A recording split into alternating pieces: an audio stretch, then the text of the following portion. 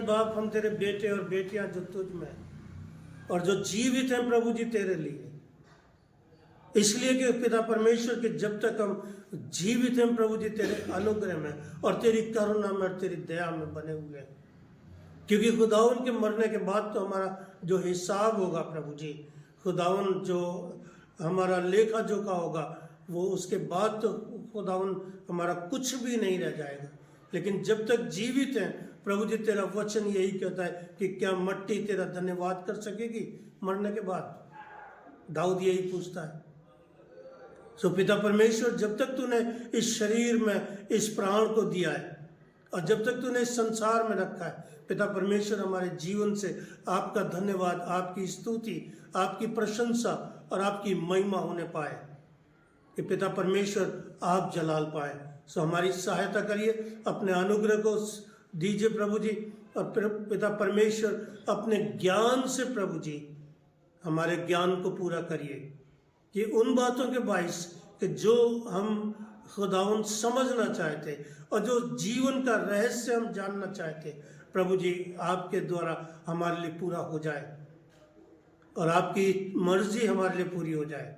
सो अपनी आशीष दीजिए, आज की बरकत आज के कलाम पर हो, और पिता परमेश्वर हमको हियाव दीजिए, बल दीजिए, आत्मा दीजिए कि खुदावन मैं तेरे वचन को बोलने पाऊँ और तेरी कलीसिया पिता परमेश्वर उसको रिसीव करने पाए, क्योंकि जब रिसीव होता है प्रभु तो हमारे अंदर जाता है। और पिता परमेश्वर ऐसा ही होने दीजिए कि और साथ साथ हम तेरे वचनों को सुन करके उस पर चलने वाले हो सकें, और अपनी महिमा प्रकट करिए, हमारी सहायता दीजिए। ये प्रार्थना हम यीशु नासरी के नाम से मांगते हैं, आमीन। ठीक है, गलतियों की पत्री उसका पहला अध्याय और उसके 12 पद को पढ़िए हे भाइयों, उसके नीचे से, क्योंकि वह मुझे मनुष्य की ओर से नहीं पहुंचा। मैंने सुसमाचार के विषय में बताया। ये पौलुस क्या कह रहा है? क्योंकि वह मुझे मनुष्य की ओर से नहीं पहुंचा। और फिर किसकी ओर से पहुंचा? पर यीशु मसीह के प्रकाशन से मिला है ना? यस, यही सुसमाचार है। हम नहीं समझ पा रहे कि सुसमाचार क्या है, हम उनकी व्याख्या नहीं समझ पाते, या सुसमाचार का मकसद जो है वो क्या है। उसने साफ किया कि जो सुसमाचार मुझे मिला है वो किसी मनुष्य के द्वारा नहीं है, परंतु किसके द्वारा है? यीशु मसीह के द्वारा, या परमेश्वर के द्वारा है, कि जिसे उसने मुझे दिया, और वो सुसमाचार सच्चा है। अब झूठे सुसमाचार सुनते हैं ना,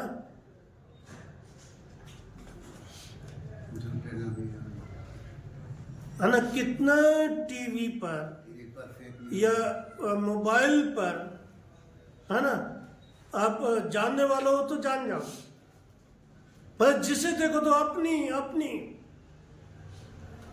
नहीं है। This is the part of the God, कि ये परमेश्वर की तरफ से दिया गया एक भाग है कि जो यीशु मसीह के द्वारा मिला। तो आप उस सुसमाचार का अध्ययन कैसे कर रहे हैं, आप उसको कैसे समझ रहे हैं, ये आपके ऊपर बात, कि आप क्या चाहते हैं कि उसमें से आप क्या समझेंगे। रोमियो की पत्री और उसका पहला अध्याय और उसके 16 और 17 पद को पढ़िए।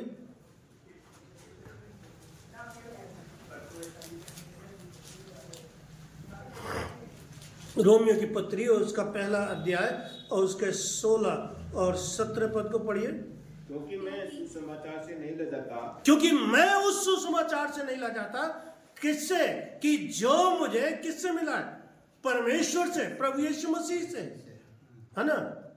इसलिए कि वह हर एक विश्वास करने वाले के लिए, इसलिए कि वह हर एक विश्वास करने वाले के लिए, पहले तो यहूदी, फिर फिर यूनानी के उद्धार के निमित्त परमेश्वर की सामर्थ है। पिता के निमित्त परमेश्वर की सामर्थ्य है। परमेश्वर की सामर्थ है। हाँ, क्योंकि उसमें परमेश्वर की धार्मिकता विश्वास से और विश्वास के लिए प्रकट होती है। क्या हुआ? परमेश्वर की धार्मिकता विश्वास विश्वास से और विश्वास के लिए प्रकट होती है। विश्वास के लिए प्रकट होती है। This is the gospel. जैसा लिखा है, विश्वास से धर्मी जन जीवित रहेगा। ठीक है, जैसा लिखा है कि विश्वास से धर्मी जन जीवित रहेगा। This is the gospel. क्योंकि गॉस्पल में जो सुसमाचार है ना, उसमें जीवन है। और पौलुस ये कहता है कि विश्वास के द्वारा जो सुसमाचार मुझे और आपको मिला है, उससे धर्मी जन जीवित रहेगा। सो आपकी दृष्टि में क्या है सुसमाचार? या आप किस तरीके से सुसमाचार को सुने हैं या समझे हैं, या कैसे आप विश्वास करते हैं? क्या आपका सुसमाचार सच्चा है? क्या जो सुसमाचार आपके पास है, क्या उसमें जीवन है? क्योंकि वचन जो है ना, वचन जीवित है। अक्सर आपने सुना होगा। और वचन जो है ना, वो एक्टिव है कि जिस वचन को आप उपयोग कर रहे हैं, आपके जीवन में काम करेगा। लेकिन अफसोस की बात यह है कि वो वचन क्यों आज तक काम नहीं करा?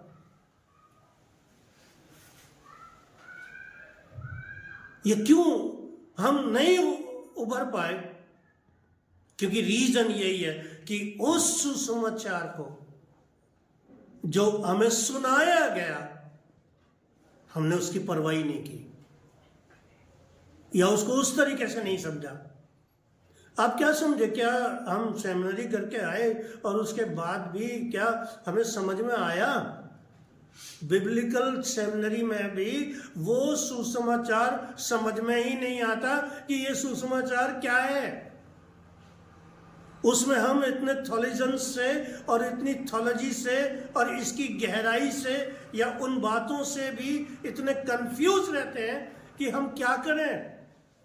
लेकिन कब आता है समझ में?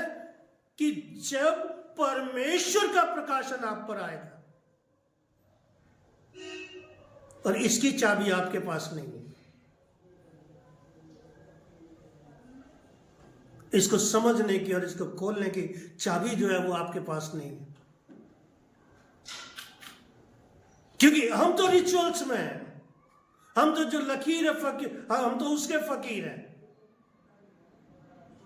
लेकिन वचन को समझने के लिए हमें मौका चाहिए, अवसर चाहिए। और वो हमारी जो स्टडी है वो हमें चाहिए कि ताकि वचन के द्वारा एक व्यक्ति जो रथ पे चला जा रहा है, ठीक है, कोई किताब पढ़ रहा है,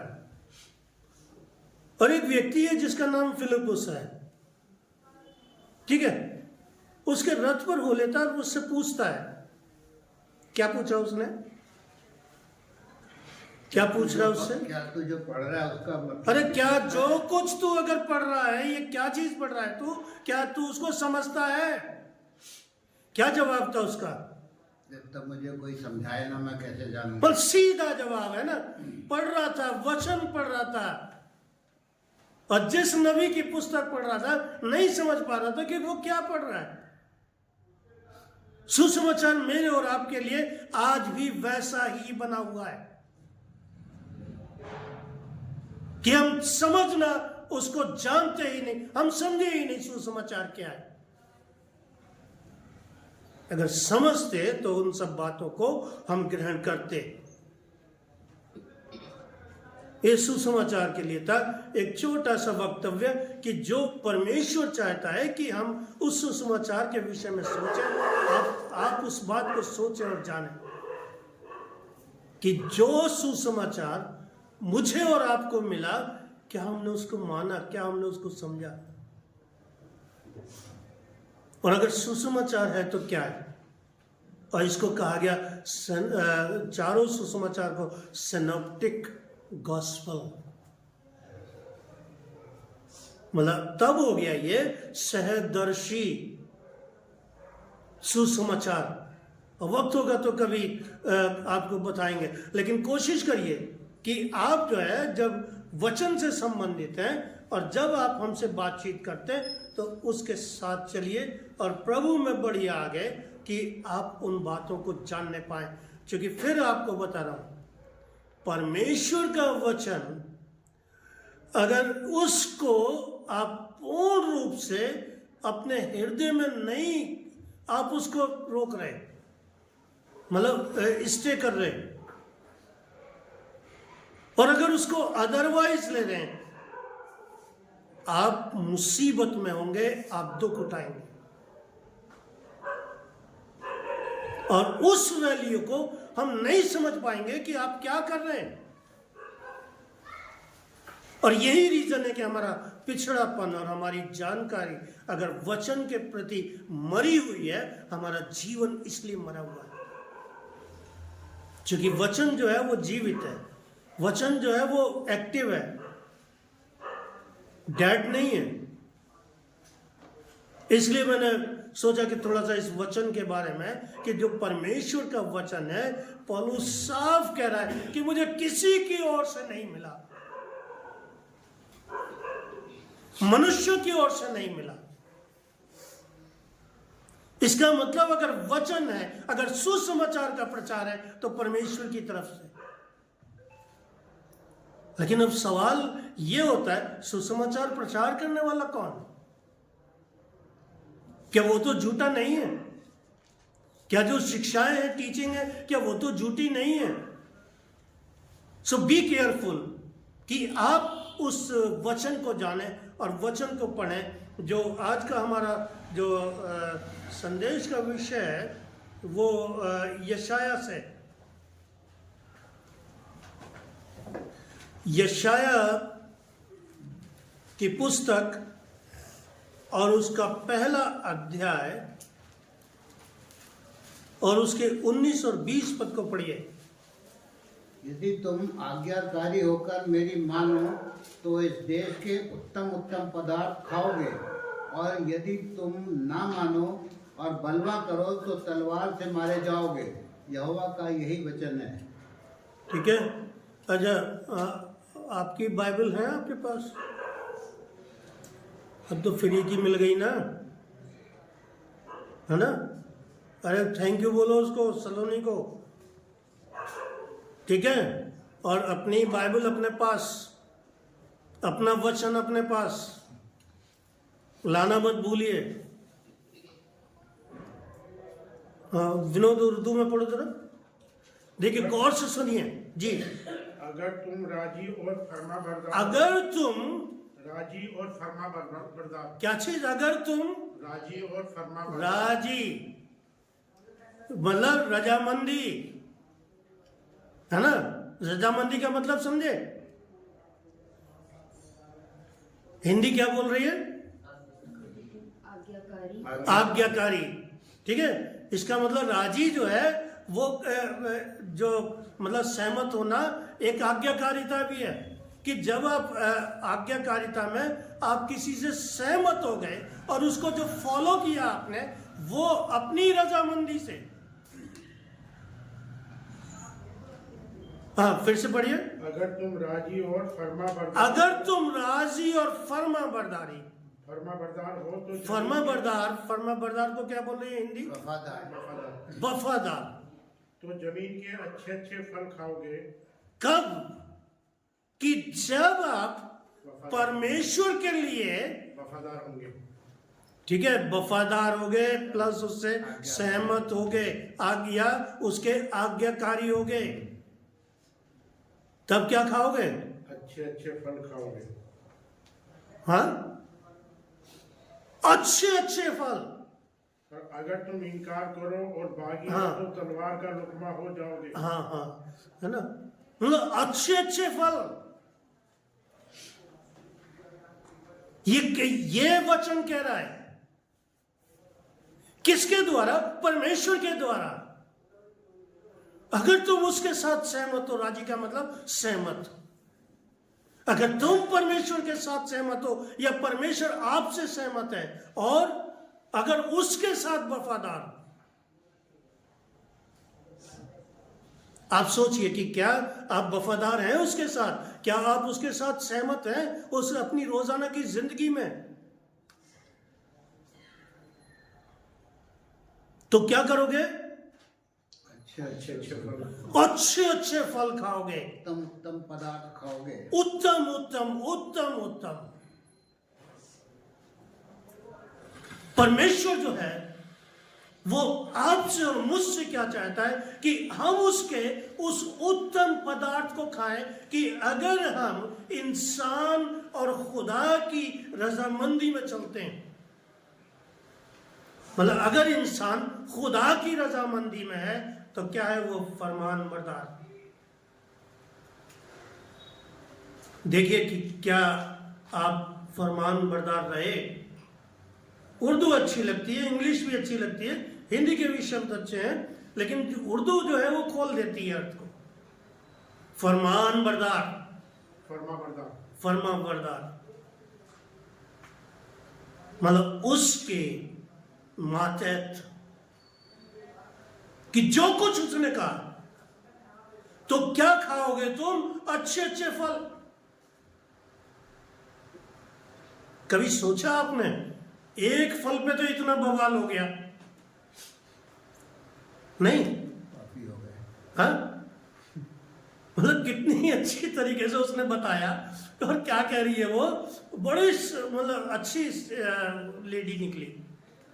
देख, हम इस वाटिका के सब फल खा सकते हैं, है ना? सब फल खाएंगे, सब फल खा सकते हैं, लेकिन एक जो ये पेड़ है ना, बीच में लगा, जो लगा हुआ है ना, इसके नहीं खा सकते। पता नहीं, ये मना कर। मतलब उसने भेद खोल दिया और शैतान समझ गया कि उसे कहां अटैक करना है ना? उसकी इच्छा को, उसकी उत्सुकता को, और जो उसकी विशेषता थी उस फल की, वो उसने जाहिर कर दी। तो कहता है ऐसा कभी नहीं होगा। वो कह रही थी कि हम मर जाएंगे जैसे ही हम खाएंगे। अरे मरोगे नहीं, अक्लमंद हो जाओगे, तुम्हारी आंखें खुल जाएंगी, है ना? परमेश्वर के तुल्य हो जाओगे। परमेश्वर के तुल्य हो जाएंगे।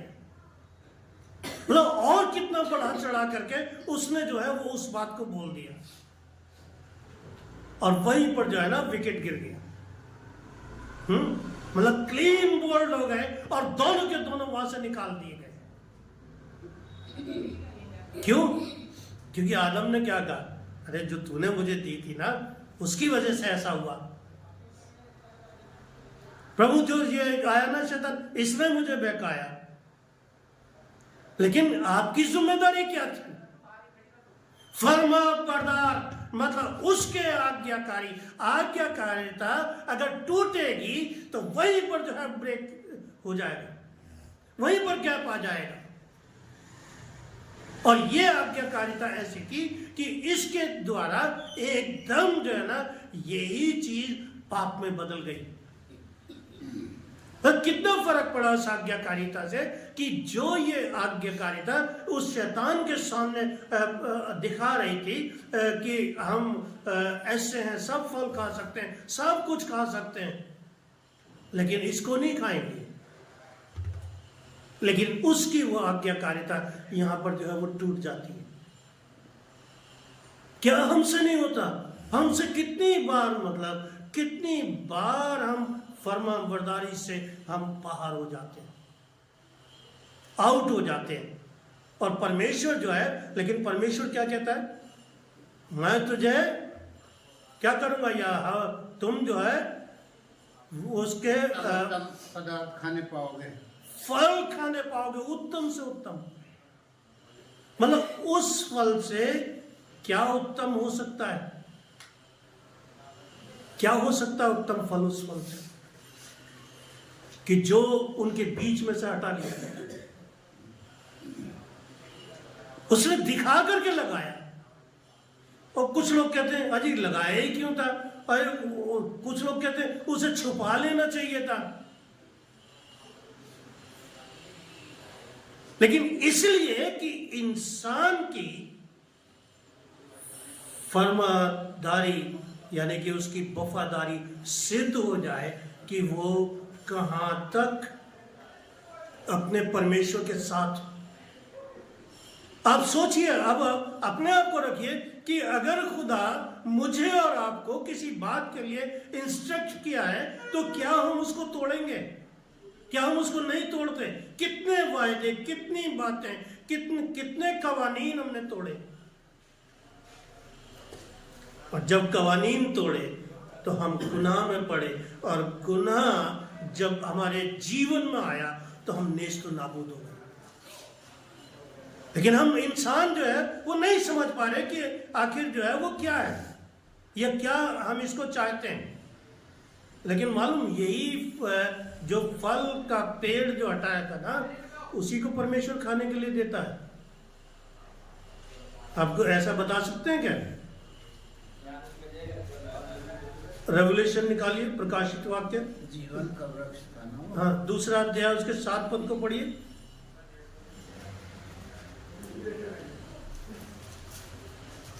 तो 2 का 7। जिसके कान हो वह सुन ले। जिसके कान हो वो सुन ले। प्रकाशित वाक्य 2:7। हाँ, कि आत्मा कलीसियाओं कि आत्मा कलीसियाओं से क्या कहता है? क्या कहता है? हाँ। जो जय पाए मैं उसे उस जीवन के पेड़ में से जो परमेश्वर ने उस जीवन के पेड़ में से जो परमेश्वर के स्वर्गलोक में है, जो परमेश्वर के स्वर्गलोक में फल खाने को दूंगा। फल खाने को दूंगा। कहाँ खाओगे आप? अब अरे, अगर अदन की वाटिका को बाने तो क्या स्वर्गलोक से कम होगी वो? है ना? मतलब परमेश्वर जिस फल को उसने दिया था, परमेश्वर उस फल को भी देना चाहता है। लेकिन क्या चाहता है कि उर्दू में बोलिए विनोद, उसको पहले सेंटेंस को, कि उसकी राजी। अच्छा, पहले वाला। हाँ, प्रकाशित वाक्य नहीं, हाँ, यशाया का 1:18। 1:19-20 गौर से पढ़िए, देखिए। 1:19। हिंदी पढ़िए, करके हिंदी का। यदि तुम आज्ञाकारी होकर मेरी मानो। देखिए, यही स्टॉप हुई। अगर तुम राजी और अगर तुम राजी, है ना? मतलब ये इसने, परमेश्वर ने आपके ऊपर छोड़ा। और हम भी यही बात कहते हैं, आप वचन मानो या ना मानो, सुनो या मत सुनो। हाँ, किसी को प्रेस नहीं करता वचन जो है। लेकिन सोचिए कि वचन क्या कह रहा है, कि अगर तुम मेरी मानो, है ना? अगर तुम मेरी मानो, फिर तो इस देश के उत्तम उत्तम पदार्थ खाओगे। कब? जब आप उससे सहमत होंगे और उसके साथ फरमाबरदार रहेंगे। मतलब उससे आप नहीं भटकेंगे, आप उसके साथ चलेंगे। मतलब डिसओबीडियंस ही नहीं। और सोचिए कि हम कहां पर, कितनी बार हम गिर जाते हैं, लेकिन परमेश्वर आज भी मुझे और आपको ये फल देने के लिए तैयार है। लेकिन स्वर्ग जाना पड़ेगा, है ना? यही तो कह रहा है। तो बन जाओ स्वर्गीय।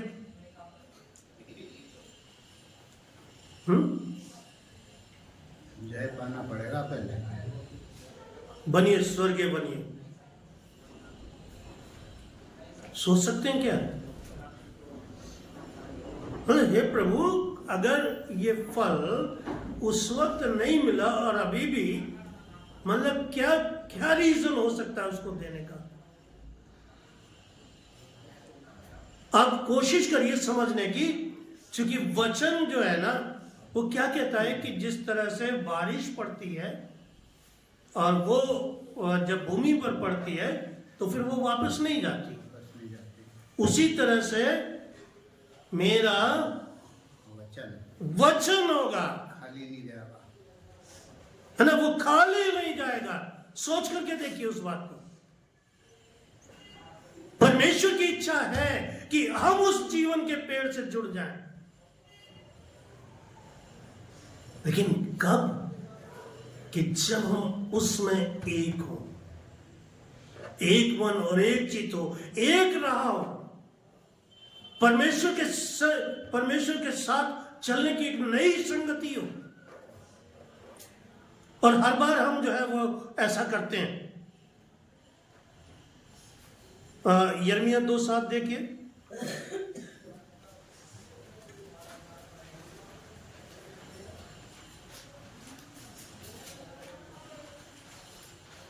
और मैं तुमको इस उपजाऊ देश में ले आया कि उसका फल और उत्तम उपज खाओ, परंतु मेरे इस देश में आकर तुमने इसे अशुद्ध किया, तुमने अशुद्ध कर दिया और मेरे इस निज भाग को घृणित कर दिया है। मतलब कितना परमेश्वर अफसोस करता है कि उसने चाहा। फिर से पढ़िए। और मैं तुमको इस उपजाऊ देश में ले आया कि उसका फल और उत्तम उपज खाओ। ठीक है, इसका फल और उसकी उत्तम उपज खाओ। उत्तम उपज खाओ। लेकिन परंतु तुमने मेरे इस निज भाग को घृणित कर अशुद्ध किया। परंतु तुमने इसे अशुद्ध किया और मेरे इस निज भाग को घृणित बना दिया। मतलब ये हमारी लाइफ, ये हमारा जीवन है परमेश्वर के साथ, ये हमारी सहभागिता है परमेश्वर के साथ। क्योंकि परमेश्वर में तो वो उपजाऊ भूमि भी दी हमें, और कह रहा है कि मैं तुमको वहां पर ले आया। लेकिन हमारे कामों ने, हमारी सारी चीजों ने जो है मिलकर के जो भी चीज है या जो हमारे पाप है ना, उसके द्वारा वो भी हमने घृणित कर दी। हम कहां पर रुकेंगे, कहां पर जाएंगे? एक बार फिर से चलिए यशायाह में, उसका 40वां अध्याय, उसके 28-29 पद को देखिए। क्या तुम नहीं जानते? क्या तुम नहीं जानते? क्या तुमने नहीं सुना? यहोवा जो सनातन परमेश्वर और पृथ्वी भर का सृजनहार है, वह न थकता है, न श्रमित होता है, उसकी बुद्धि अगम है, वह थके हुओं को बल देता है, और शक्तिहीन को बहुत सामर्थ्य देता है। आप सोचिए, मतलब ऐसा परमेश्वर जो मेरे और आपके लिए है, और जो न कभी थकता है और न कभी अपने आप को श्रमित महसूस करता है। परमेश्वर का वचन जो इस बात को बोलना चाह रहा है वो ये है कि क्या तुम नहीं जानते, क्या तुमने नहीं सुना, यहोवा जो सनातन परमेश्वर और पृथ्वी भर का सृजनहार है, ठीक है, वह न थकता न श्रमित होता है। क्या संभव है ये? वो परमेश्वर है, क्योंकि उसकी आंखें, वचन कहता है उसकी आंखें पृथ्वी पर घूमती रहती हैं, तो वो न श्रमित होता है। उसकी बुद्धि अगम का मतलब जिसका कोई और छोड़ना हो, अगम। वह थके हुओं को बल देता है और शक्तिहीनों को बहुत सी सामर्थ्य देता है। फिर कहता है तरुण तो थकते हैं, तरुण का मतलब जवान, ठीक है, तरुण तो थकते हैं और शर्मित हो जाते हैं, और जवान ठोकर खा के गिरते हैं, परंतु यहोवा की बाट जोते जोते वे नया बल प्राप्त करेंगे। So we have to need कि हम जवान हो जाएं। मतलब परमेश्वर में हम जवान हो जाएं। और अगर हम जवान नहीं है तो हम जो है वो इस लायक नहीं है, क्योंकि वो तो हमें अपनी बारी में लेकर के आया, उसने तो हमें उपजाऊ भूमि दी। लेकिन यहां पर हम देख रहे हैं कि परमेश्वर जो मुझसे और आपसे चाहता है, बता रहा है कि जवान तो ठोकर खाकर गिरते हैं, परंतु जो यहोवा की बात जोते हैं वे नया बल प्राप्त करते जाएंगे। और हम ऐसा नहीं कर पाते। इसलिए जो जोश हम देखना चाह रहे हैं, या जो हम परिवर्तन देखना चाह रहे हैं, या उस हिसाब से कि जिस समय से ये वचन आया आपके पास में, उस समय के हिसाब से आपको दूध पीने वाला नहीं परंतु अन्न खाने वाला होना चाहिए था।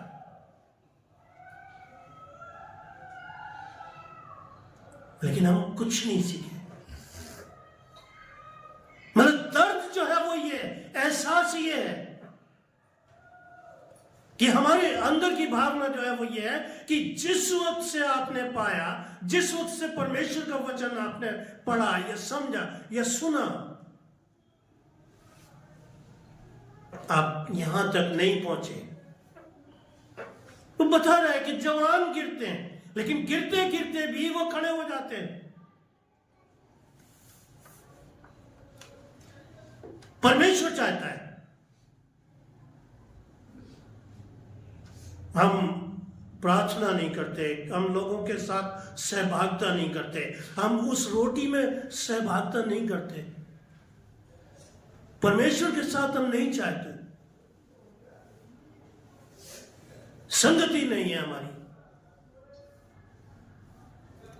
बहुत सी चीजें हमारे लिए कि जो हमें ड्रॉबैक कर रही हैं, और आज तक जो कहानी रही वो यही रही। इसलिए अच्छा है कि जो भी अवसर मिल रहा है, और अगर वचन कर रहे हैं या वचन हार्ड है और वचन लगने वाले हैं, तो अच्छा है कि वचन लगे,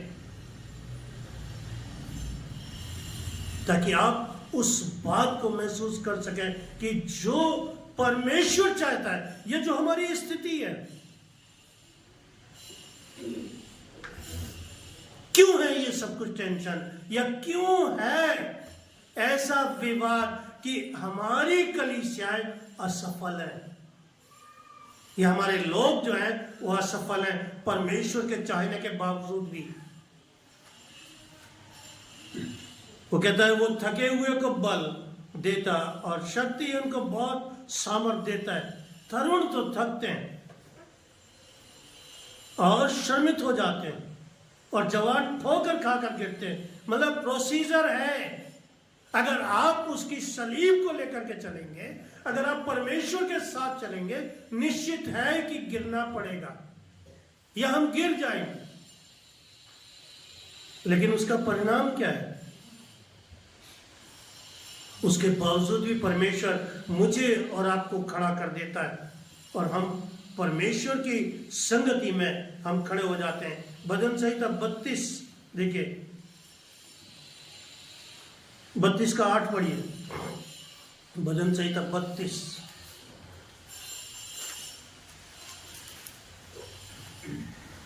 मैं तुझे बुद्धि दूंगा, मैं तुझे बुद्धि दूंगा, और जिस मार्ग में तुझे चलना होगा, और जिस मार्ग में तुझे चलना होगा उसमें तेरी अगुवाई करूंगा, उसमें तेरी अगुवाई करूंगा। और क्या श्योरिटी चाहते हैं परमेश्वर से आप?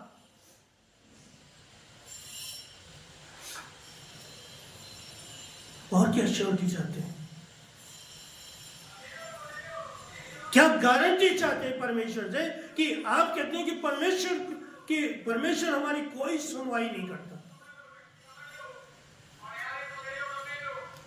लेकिन परमेश्वर जो है यहां मेरे और आपसे वचनबद्ध है कि मैं तेरे साथ क्या करूंगा? मैं तुझे बुद्धि दूंगा, और जिस मार्ग में तुझे चलना होगा, मैं तुझे बुद्धि दूंगा, और जिस मार्ग में तुझे चलना होगा उसमें तेरी अगुवाई करूंगा। उर्दू पढ़ो विनोद।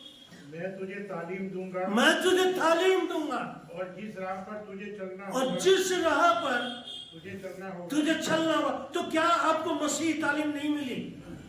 तुझे बताऊंगा और सलाह दूंगा। एक बात का जवाब दीजिए, क्या आपको मसीही तालीम नहीं मिली? क्या आपको वचन नहीं मिला?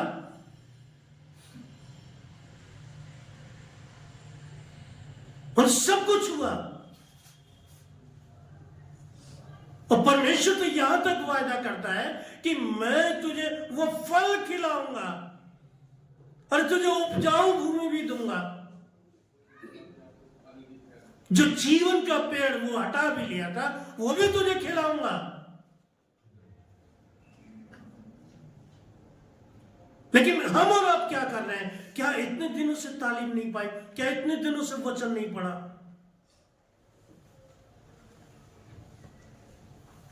हाँ, मैं तुझे तालीम दूंगा और जिस राह पर तुझे चलना होगा, और जिस राह पर, है ना, जिस राह पर तुझे चलना होगा, तुझे चलना होगा, तुझे बताऊंगा और मैं सलाह दूंगा।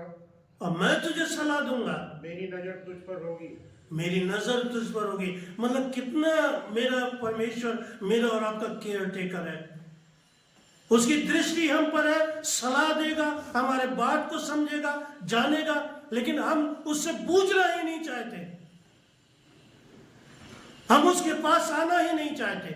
हम अपने कामों से, दुनियावी बातों से हम बदल गए, हमने परमेश्वर को छोड़ दिया। परमेश्वर का वचन कहता है कि हम सब उससे भटक गए और हमने अपना अपना मार्ग ले लिया है।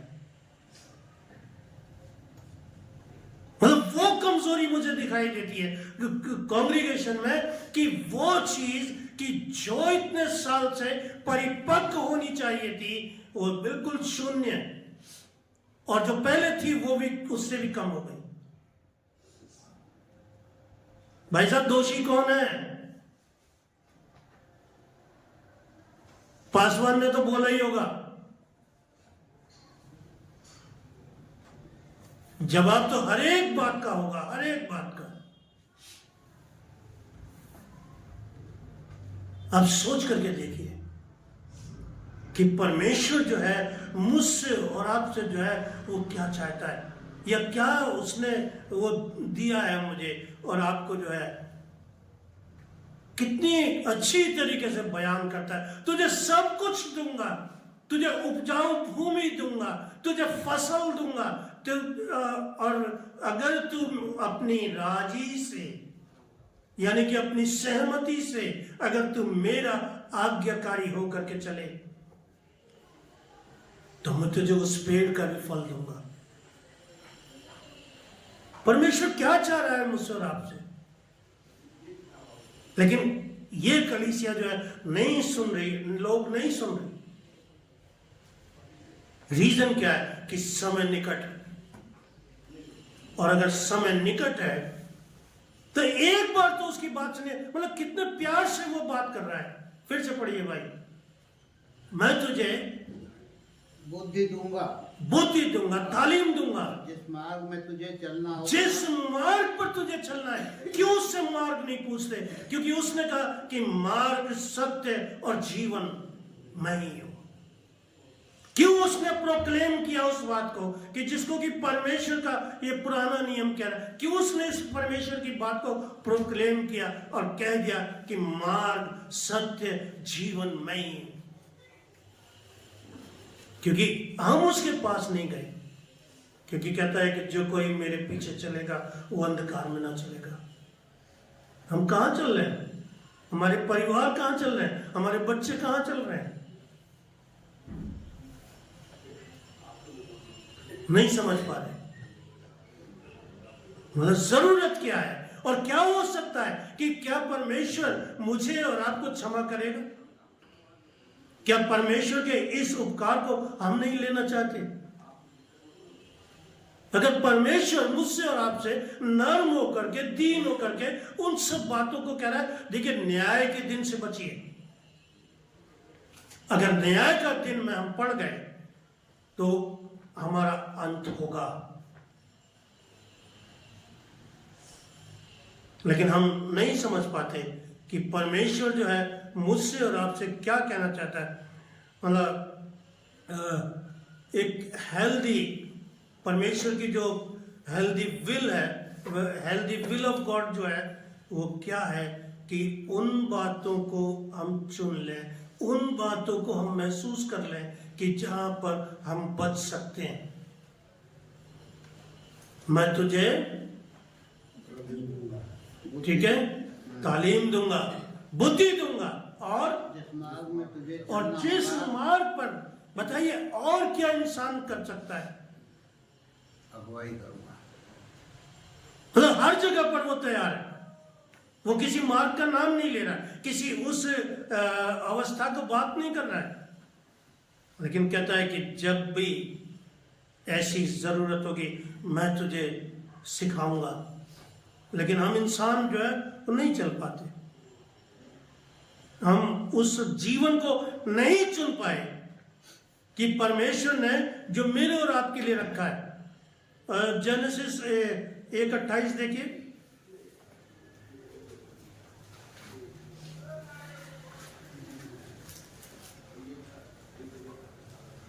और परमेश्वर ने उनको आशीष दी और उनसे कहा, फूलो फलो और पृथ्वी में भर जाओ और उसको अपने वश में कर लो और समुद्र की मछलियों तथा आकाश के पक्षियों और पृथ्वी पर रेंगने वाले सब जंतुओं पर अधिकार रखो। इसका मतलब क्या? मतलब वी हैव टू चूज। अगर उसने यह अधिकार दिया तो मुझे और आपको चुनना है कि हम क्या करें। और हम यही नहीं चुनते, हम बड़ी इसको साधारण सी बात हम समझते हैं, लेकिन ये भी परमेश्वर की मर्जी है।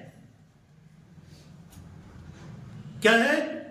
और परमेश्वर ने उनको आज्ञा दी, आशीष दी और उनसे कहा फूलो फलो और पृथ्वी में भर जाओ। अब इसको रुकिए, इसको यहां पर सोचिए, क्या चीज है ये? मतलब दिस इज माई चॉइस कि मैं अगर परमेश्वर की आवाज को सुन रहा हूं और परमेश्वर की वाणी अगर मेरे पास है तो वो क्या बोल रहा है कि परमेश्वर ने उनको आज्ञा दी कि आशीष दी और उनसे कहा फूलो फलो। मतलब आपकी प्रॉस्पेरिटी थी, आपकी अमीरी थी, आपके सारे साधन परमेश्वर प्रोवाइड कर रहा है। क्यों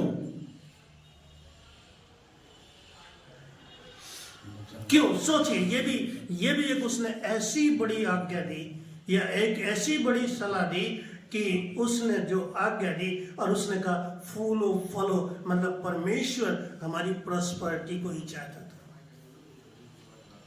उस प्रेम के द्वारा जो उसने मुझे और आपको दिया, उस प्रेम के द्वारा चाहता था कि ये मेरी कौम या मेरे लोग उन सब इस दुनिया में बढ़ जाए, दुनिया में फूले फले और बढ़ते जाए, मेरी और आपकी प्रॉस्पेरिटी। लेकिन हम और आप क्या चुन रहे हैं? हम और आपने क्या चुना? हम लोग उस सकरे रास्ते का बयान करते हैं लेकिन उसका वो नहीं जानते कि उसका रूप कैसा है। हम सोचते हैं कि बहुत संकोच होगा, बहुत नेड़ा होगा, लेकिन मालूम एक फाटक था जो हैकल का द्वार होता था, उसमें मनुष्य को झुक करके ही या घुटनों के बल पर ही निकलना होता था। सकरा फाटक वो था और यीशु ही उसमें निकल पाए। इसलिए उसने कहा कि चौड़ा फाटक है, सकरा फाटक है, लेकिन जो सकरे फाटक में होकर के प्रवेश करेगा, हमने देखा ही नहीं, फाटक ही नहीं देखा। उसने कहा मैं द्वार हूं। आप कल्पना तो करिए, इसके साथ जोड़ करके तो देखिए परमेश्वर आपसे क्या चाह रहा है। लेकिन हम नहीं समझ पाए परमेश्वर की बातों को और उसके हम इस अधिकार से भी या उसकी इस प्रॉस्पेरिटी से भी जो हमको मिलनी चाहिए थी, जो हमारी विरासत में है, ये फूलों फलों की विरासत मुझे और आपको परमेश्वर की तरफ से मिली। और जो वचन तो पौलुस को मिला, वो कहता है कि मुझे किसी और की तरफ से नहीं मिला, वो सुसमाचार है जो परमेश्वर की तरफ से मिला, वो वचन है जो परमेश्वर की तरफ से मिलता है। और इसका कहने वाला, इसका डिक्लेयर करने वाला भी वो परमेश्वर है जो कहता है कि मैं तेरा परमेश्वर यहोवा हूं। और वो कहता है कि मैं जो हूं सो हूं। मतलब सारी चीजें, सारा अधिकार, हाँ मनुष्य करता है कमांड, है ना, मनुष्य इस सारी दुनिया पर कमांड करता है, दिया है अधिकार, हाँ अधिकार दिया है हाँ परमेश्वर ने। अधिकार दिया है, करता है। लेकिन जो परमेश्वर मुझसे और आपसे चाहता है, हम उस पर नहीं चल पाए, हम उसको नहीं समझ पाए। क्योंकि क्या हुआ कि प्रथम मनुष्य जो आदम है, उसने क्या चुना? उसने पाप को चुना। उसने पाप को चुना और पाप किया, और इसलिए जरूरत पड़ी कि खुदा को इंसान बनने की जरूरत पड़ी। यानी कि परमेश्वर क्यों इंसान बना? जरूरत ये थी कि वो उस इंसान को इंसान बनकर के ही निजात दे सकता है।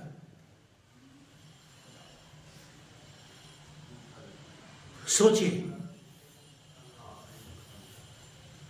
कि परमेश्वर ने मुझे और आपको चुना, और हम और आप बुलाए गए, है ना, एक कलीसिया के द्वारा बुलाए गए या किसी के भी द्वारा बुलाए गए, एक चुने हुए लोग हैं। पौलुस इसी बात को कहता है, हे मेरे भाइयों, अपने चुने जाने पर तो गौर करो, तुम अपने बुलाए जाने पर तो गौर करो कि किस बुलाहट से तुम बुलाए गए। So what is your calling, what is your status? परमेश्वर पूरी तरह से हमें उस प्रॉस्पेरिटी को, उन सारी चीजों को, वो कहता है कि तुम अच्छे अच्छे उत्तम उत्तम फल खाओगे। कहां पर उसने हमारे लिए हाथ रोका, या कहां पर उसने हमारे लिए डिनाई किया कि मैं तुम्हें नहीं दूंगा? कहां पर उसने शर्त लगाई कि तुम जब खाने पाओगे, जब तुम ऐसा करोगे, बिल्कुल फ्री विल के साथ। लेकिन हम इंसान उससे हमेशा हमेशा अदावत करते हैं। यूहन्ना की इंजील उसका 4वां अध्याय उसके 6 पद को देखिए।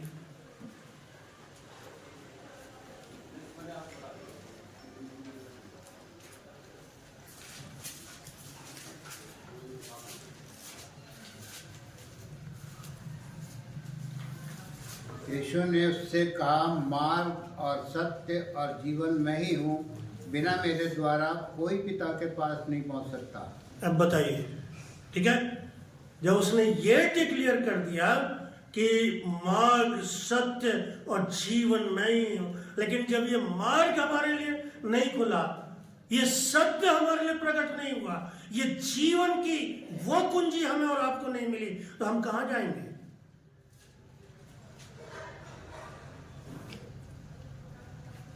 कहां जाएंगे हम? Where we are? हम सोच नहीं पा रहे कि हम कहां जाए ऐसे वक्त में, ऐसे समय में। उसने कौन सी बात को मेरे और आपसे छुपाया? कोई सी बात को भी नहीं, बल्कि उसने अपने उन तमाम सारी बातों को हम पर, मुझ पर और आप पर प्रकट किया। हर एक उस आसमानी बात को उसने हमारे लिए प्रकट किया। और परमेश्वर जो मुझसे और आपसे चाहता है, इब्रानियों के पत्र उसका 11वां अध्याय उसका 6 पद को देखिए।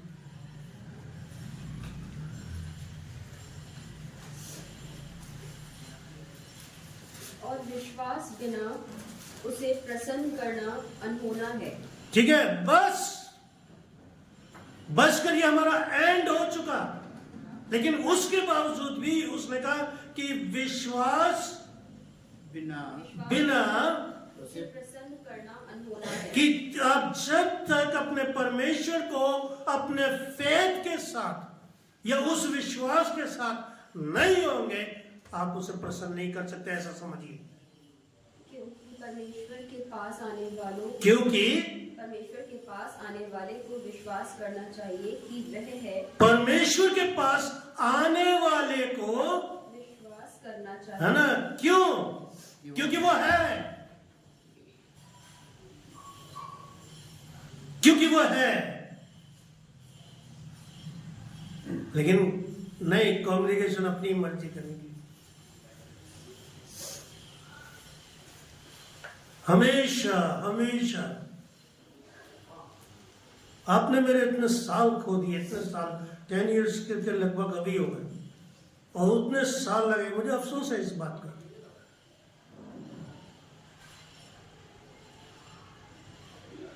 कि कलीसिया उस कलाम में नहीं बढ़ पाई, उस खुदा की राह के लिए नहीं चल पाई कि जो परमेश्वर चाह रहा है, जो परमेश्वर कह रहा है, बार बार कहता है।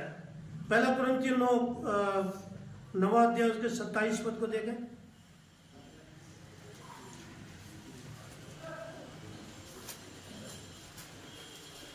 परंतु मैं अपनी देह को मारता कूटता और वश में लाता हूँ, ऐसा ना हो कि औरों को प्रचार करके मैं आप ही किसी रीति से ठीक है, ये पौलुस कह रहा है क्योंकि मैं अपने को मारता हूँ। अपनी देह को किसको, देह को, मारता कूटता।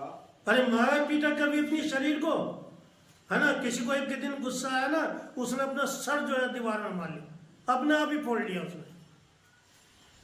पौलुस ऐसा नहीं है। पौलुस का और अपनी देह को मारने का मकसद क्या है, इसका मतलब समझे कुछ?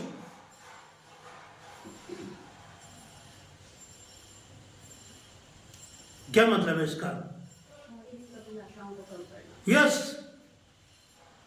पर जो आपकी अभिलाषा है, मारना कूटना क्या है कि जो आपके अंदर पाप आ गया है, जो आपकी अभिलाषाएं बढ़ चुकी हैं, कि जिसके द्वारा हम परमेश्वर से दूर हो गए, वो क्या कह रहा है कि मैं अपने शरीर को, अपनी देह को क्या करता हूं, मारता कूटता हूँ मारता कूटता हूं और वश में लाता हूँ। और वश में लाता हूं। पौलुस से सीखिए, वश में लाता हूं। क्यों? ऐसा ना हो हाँ। औरों को प्रचार करके, ऐसा ना हो कि औरों को प्रचार करके आप करके मैं आप ही किसी रीति से निकम्मा ठहरूं। कहीं ऐसे तो नहीं हम कि हम प्रचार करें, दूसरों को कहें हम मसीह है ना, लेकिन परमेश्वर के सामने निकम्मे।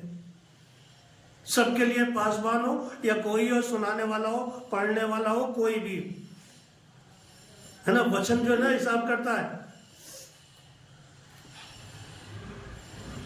किसके लिए अपने शरीर को मार रहा है, कूट रहा है?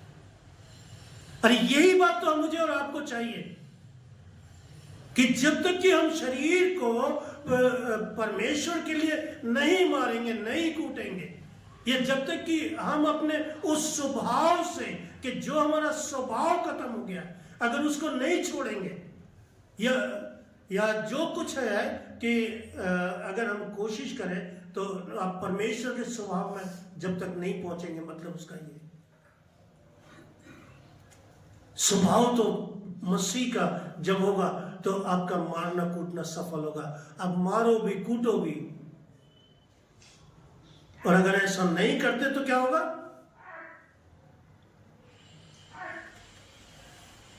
आप अगर ऐसा नहीं करते, वो कहता है ना आखिर में, निकम्मा, ऐसा ना हो कि मैं किसी रीति से निकम्मा ठहरूं। ऐसा ना हो कि मैं किसी रीति से निकम्मा ठहरूं।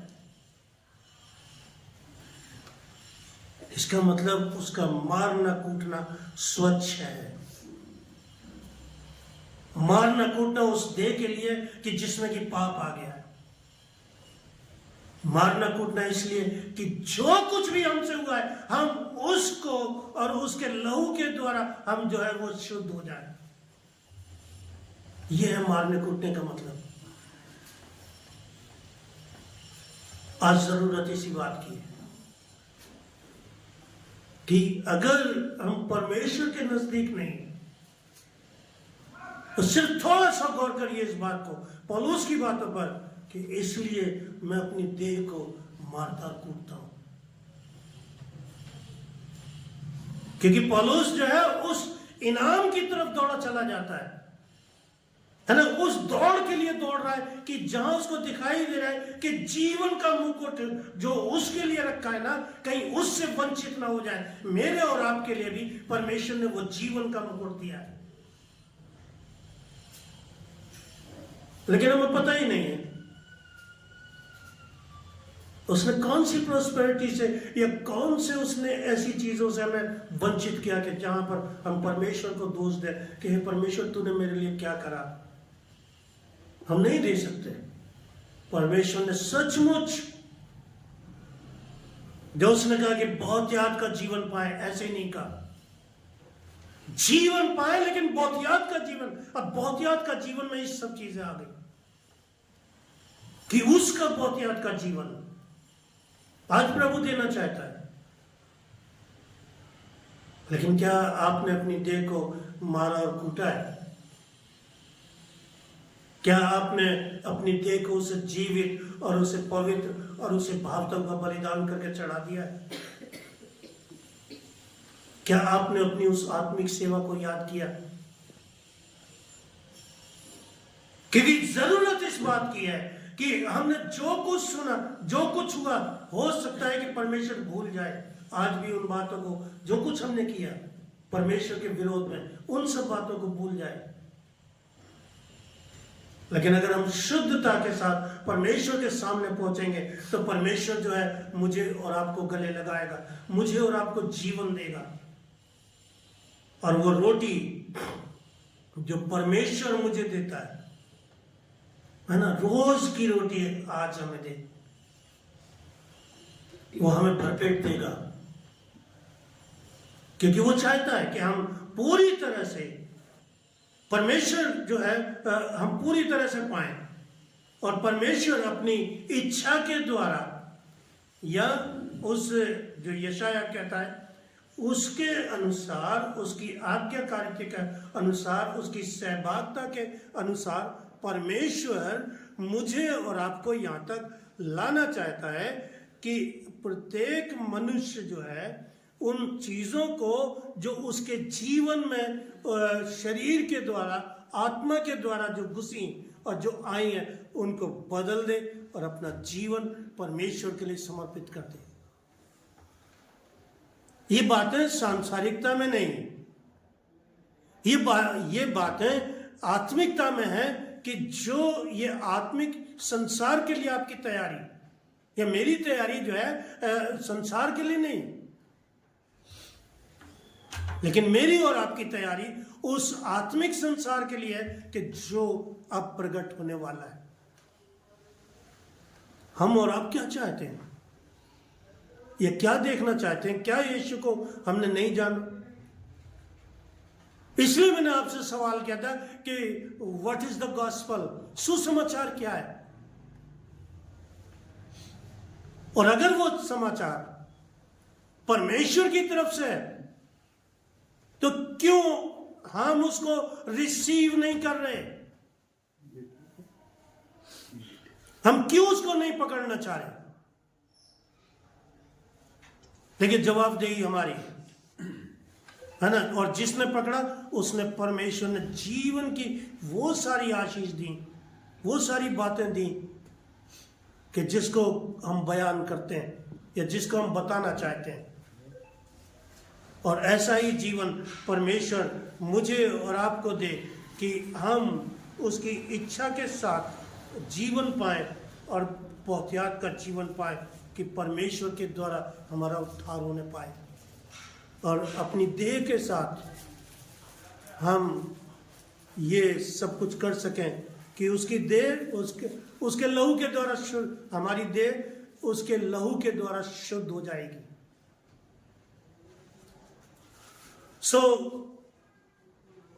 अपनी देह को वाश करें, अपने शरीर को शुद्ध करें, अपनी आत्मा को शुद्ध करें कि हम उसके साथ उसके राज्य में प्रवेश कर जाएं, कि जहां उसकी इच्छा है। उसने कहा कि जहां मैं हूं वहां तुम भी रहो।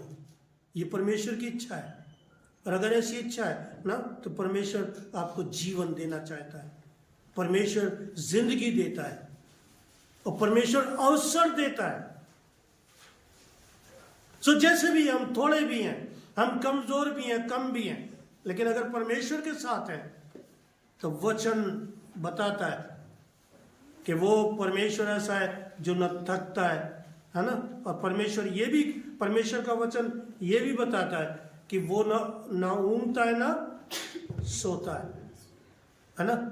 तो हमारा परमेश्वर तो हमेशा जागने वाला है, हमेशा देखने वाला है। सो सरेंडर योरसेल्फ, परमेश्वर को दीजिए कि आप यीशु नाम से जयवंत हो जाए। प्रार्थना करें। सर्वशक्तिमान दयालु पिता परमेश्वर आसमानी बाप, खुदावंद तेरी बातें जो हमारे जीवन का हिस्सा है वो हमारे लिए उचित है, और प्रभु जी वही हमारे लिए काम में आएंगी। पिता परमेश्वर अपनी सहायता भेज, अपनी करुणा से भर दे प्रभु जी, और अपनी महिमा हमको प्रकट कर। और पिता परमेश्वर के हम तेरे बेटे और बेटियां जो तुझ में हैं, तेरे साथ हैं प्रभु जी, तेरी संगति में हम बने रहें प्रभु जी, और तुझ में चलते जाएं। और खुदावन जो जीवन पीछे है प्रभु जी, पिता परमेश्वर वो इन दिनों में आगे बढ़ जाए, और आपकी संगति में हमेशा प्रभु जी हम सुरक्षित रहें। हमारी प्रार्थना सुन लीजिए, अपनी कलीसिया को संभाल, यीशु नासरी के नाम से मांगते हैं, आमीन।